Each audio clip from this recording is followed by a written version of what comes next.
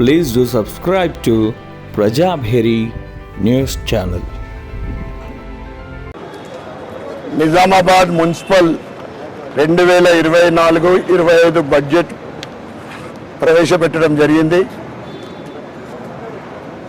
Budget కన్నా ముందు కార్పొరేటర్లు వారి డివిజన్లలో అనేక సమస్యలు లేవనెత్తడం జరిగింది. ఒక సంవత్సరం నుండి కౌన్సిల్ మీటింగ్ జరిగినట్లు లేదు. ఏదో ఒక్కసారి జరిగింది కానీ అది తూతూ మంత్రంగా జరిగినట్లుంది. గత ప్రభుత్వ అవినీతి గురించి ప్రశ్నించినప్పుడు మేయర్ గారు దాటివేస్తూ పద్దుల ఖర్చుపైన కానీ రాబడిపైన కానీ ఇతర ట్యాక్స్ డ్యూజెస్ మీద కానీ ఎటువంటి స్పష్టత లేదు. ఆఫీసర్లు కూడా ఎటువంటి ప్రిపరేషన్ లేకుండా కార్పొరేటర్ అడిగిన ప్రశ్నలకు సరైన సమాధానాలు ఇచ్చే స్థితిలో కూడా లేరు. ఎందుకంటే గత ప్రభుత్వ పరిపాలనలో డిక్టేటర్షిప్ మాదిరి వాళ్ళే మాట్లాడము, మాజీ ఎమ్మెల్యే గారు సమాధానం ఇవ్వడము అంతే తప్ప మేయర్ గారు ఈరోజు కార్పొరేటర్ల ప్రశ్నలకు అనేకసార్లు ఫ్రస్ట్రేషన్ అనేకసార్లు కోప్పడం కూడా జరిగింది. ఇది ప్రజాస్వామ్యంలో మంచి పద్ధతి కాదు. ఇప్పుడు కాంగ్రెస్ ప్రభుత్వము ఏదైతే కొత్త ప్రభుత్వం వచ్చిందో సీఎం రేవంత్ రెడ్డి గారు, మంత్రివర్యులు కోమటిరెడ్డి వెంకటరెడ్డి గారు వారి కాన్స్టిట్యూషన్కు 100 కోట్ల స్పెషల్ ఫండ్ రిలీజ్ చేయించుకున్నారు.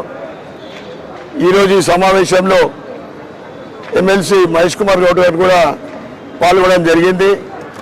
వారికి మేయర్ ద్వారా నిజామాబాద్ అభివృద్ధి గురించి 200 కోట్ల స్పెషల్ ఫండ్ రిలీజ్ చేయించాలని మేము కోరడం జరిగింది.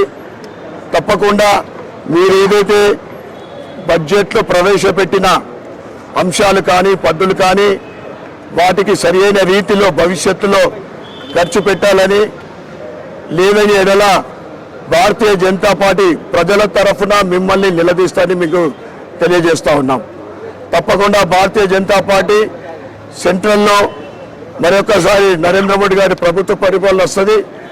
సెంట్రల్ నుంచి కూడా ఇప్పుడు వచ్చే ఫండ్స్ కూడా ఏదైతే ట్యాక్సెస్ కానీ ఇతర లోకల్ రెవెన్యూలో ఖర్చులకు సరిపోతలేవు. లోటు బడ్జెట్ 15th ఫైనాన్స్ నుంచి కానీ వచ్చే డబ్బులు ఆ తర్వాత పట్టణ ప్రగతి ఫండ్స్ యూజ్ చేసుకుంటా ఉన్నారు. మేము మేయర్ గారిని చెప్పడం జరిగింది, మీరు ట్యాక్సెస్ రికవరీ చాలా పెండింగ్స్ ఉన్నాయి. ట్యాక్సెస్ కానీ రెంట్లు కానీ ఇతర మీరు కొత్త కన్స్ట్రక్షన్ మీద ట్యాక్సెస్ ఇప్పటివరకు వేయలేదు. మీరు ఇన్కమ్ని పెంచుకోవాలి. ఏదైతే ఖర్చులు అవుట్సోర్సింగ్ చాలామంది పని చేయకుండా కానీ శాలరీస్ తీసుకుంటారని తెలుస్తూ ఉంది. ఖర్చులు తగ్గించి రెవెన్యూని పెంచి ఆ బడ్జెట్ని అభివృద్ధి గురించి ఖర్చు పెట్టాలని మేము డిమాండ్ చేయడం జరిగింది. భారత్ మాతాకి జై.